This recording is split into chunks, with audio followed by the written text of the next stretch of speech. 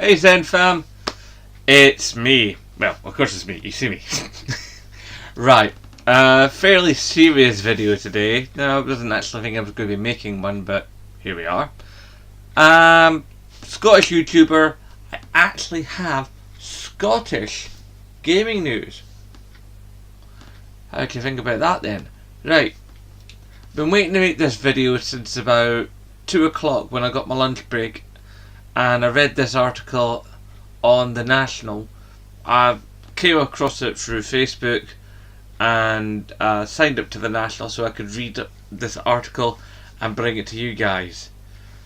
I'm going to use two, what some would deem to be deflammatory sets of words. The first one is Brexit. And for some of you out there who are not as minded as I, Scottish independence. Shall we crack on? I've got a fair chunk of reading to do here.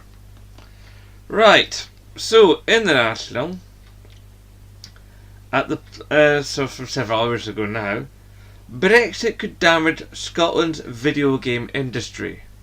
Well, there's a shocker. Brexit's damaging, well, everything else. And, yeah.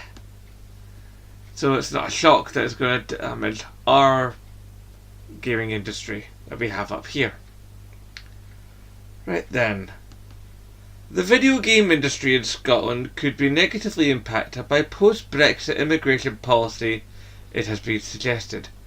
I've been suggesting that for ages. In fact, there's a video I made quite some time ago, like at least 2 years, possibly more, where I spoke about the negative effects upon worker immigration as per the gaming industry of the UK as a whole, never mind Scotland.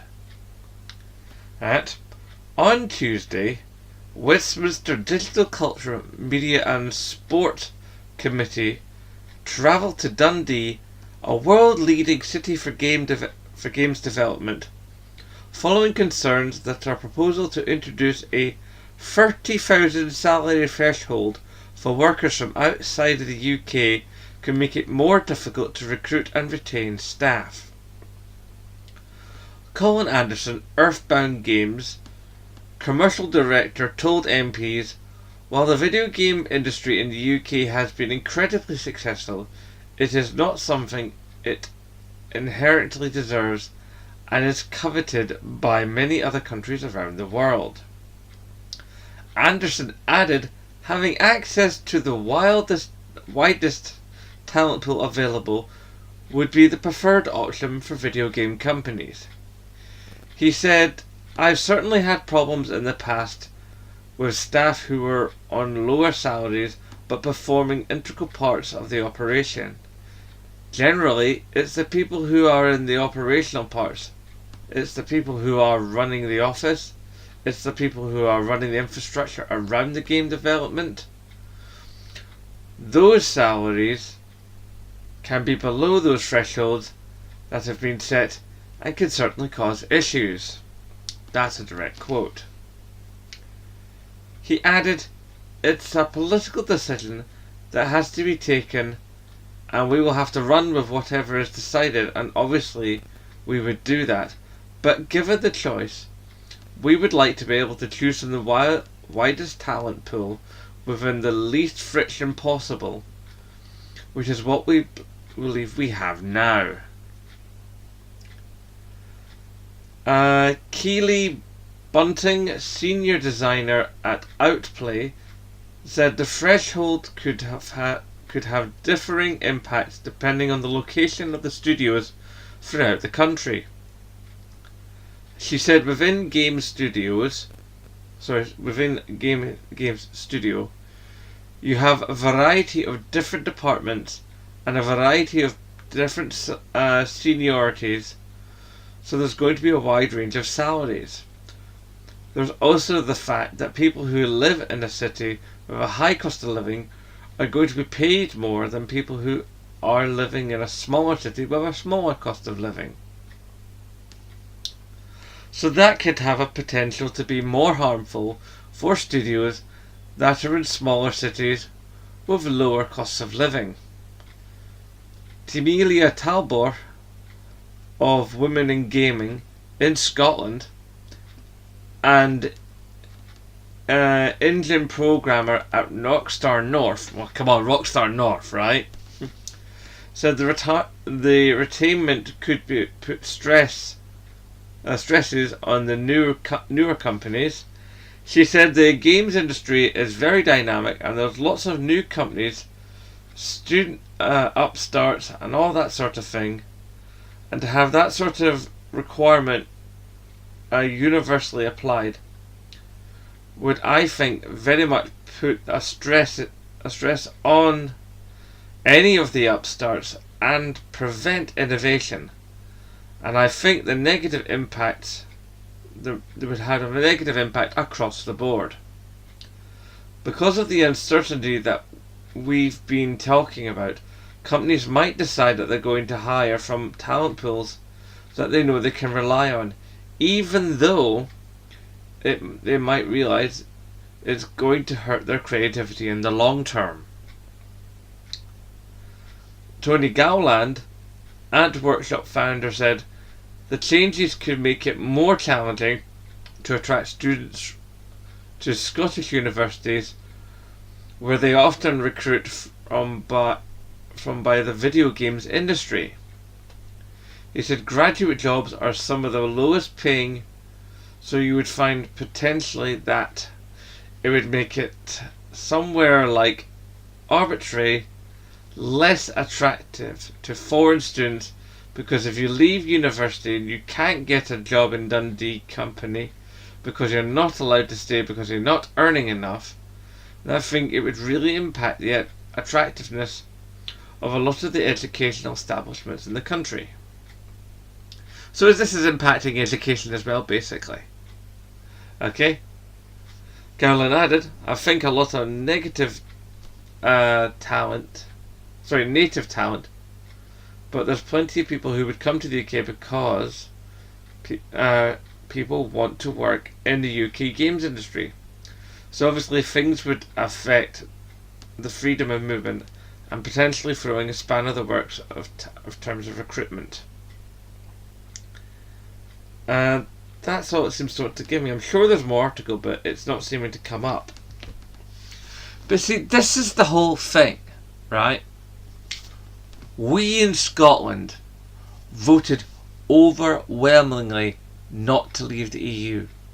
The EU, we find, to our economy up here to be beneficial when linked to the other 27 countries of Europe. They work together as a network. However, we also wish to be independent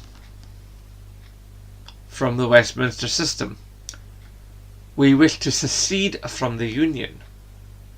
Well, at least a good number of us does, and a growing number of us does. It is nearly a 50-50 split.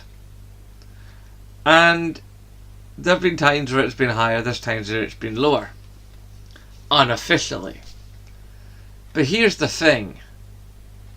The more that Westminster and its, shall we say, Tory goons decide to push further and further and further towards Brexit and basically pull away from Europe and all the things it offers and all the things it has. Now yes, Europe is not perfect. The EU is not perfect. There is no perfect. Anybody that tells you there's perfect is talking at their bum. But it's a damn sight better than what is proposed. Because the fact of the matter is, there is nothing proposed. There is no plan.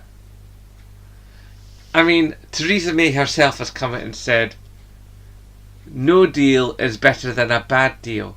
We don't even have a bad deal. We don't even have a deal to see whether or not it's bad. So just to go, right, chuck it all in the bin, we're leaving anyway. That's just insanity.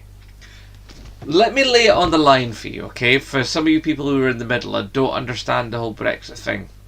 I do. I'm far too into politics.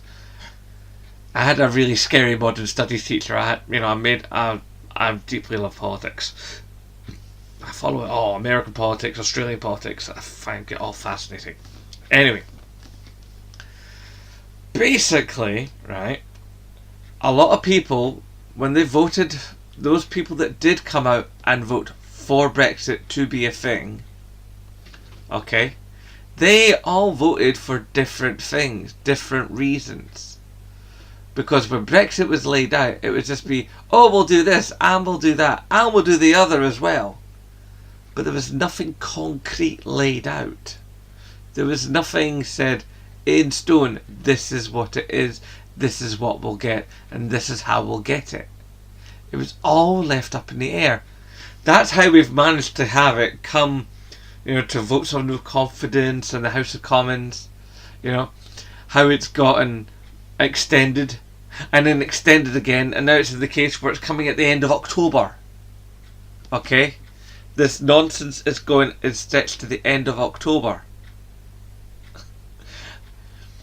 It's just absolute insanity, and now all this insanity is threatening our games and the games industry we have on this poxy little island of ours. And it's affected the games industry in my country. And that doesn't sit well with me. None of this sits well with me.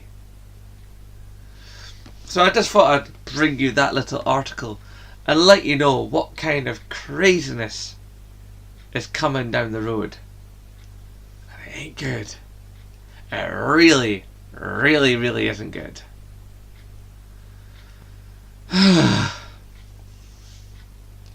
I just say, more the second referendum, freedom for Scotland, and to anybody in England watching who thinks, oh, that's it, the jocks are off and they don't care about us. You know what? God's honest, right? We're open. We're not shutting ourselves off. We want to remain part of Europe. If we manage to separate, and I honestly believe we can do it, if we manage to do it, you're welcome to move here. Now, admittedly, there are some will be like, oh, let's get rid of England. Those people are Neanderthals. They don't recognise the political and economic realities. The fact of the matter is, enlightened Scots who believe in independence, which is most Scots that believe in independence, don't hate England. I very much want you to understand this, my English brothers and sisters out there in Zenland. Okay? We don't hate the English. We hate English government. It's a very separate thing. And from what I've seen in my 44 years on this planet, using no so keen in it either. I mean, the Westminster system is so very, very broken. So epically broken, it's not true. Needs to be replaced. It needs to be junked. And it does Scotland no favours. I could go into many, many different stories and examples and, bring forth lots and lots of things, but at the end of the day, this is a gaming channel, and that's not what this is about. I'm about bringing you gaming news, and this gaming news is basically Brexit bad for Scottish gaming, bad for gaming in general. Anyway, I shall leave you to the rest of your evenings or mornings or whenever you catch this video. Do obviously have a pleasant day. Rate, favourite, comment, share, subscribe, and of course, as always, aye, nae bother.